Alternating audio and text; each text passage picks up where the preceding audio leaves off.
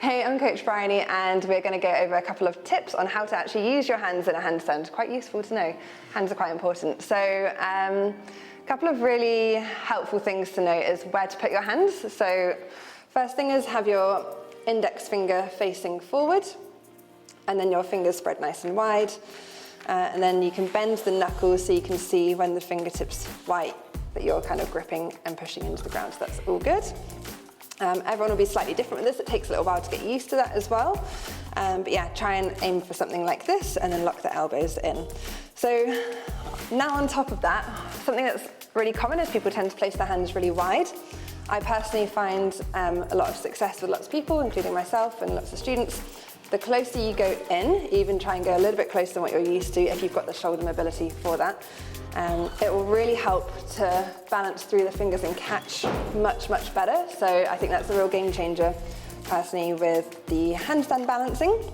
So when you're using your fingers, you're using them to grip and stop you from falling and tipping over.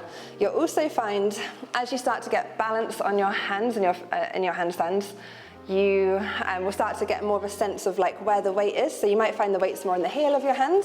So the heel of the hand is like around here. But you kind of want to evenly distribute, and it will change during your balance. So if you're up for like 30 seconds, you might be more in the heel, and then you might want to push back to the fingers. And it's just kind of rocking back and forth until you find your steady point.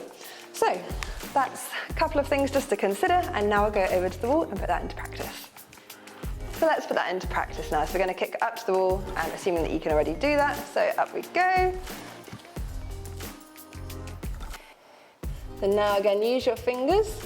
And you can start playing around with the weight. So as you go over your fingers, you're obviously going to overbalance. You can come back, push the weight back into the heel of your hands. So you can rock forward and then push back. If you feel confident to, you could take it up a level and maybe take one leg off the wall. Again, as you go forward, you're going to feel where the weight goes. You can push back, catch yourself. Obviously, if you go too far back that way, you're just going to come down. So just finding that even distribution through your hands is what you want to be doing.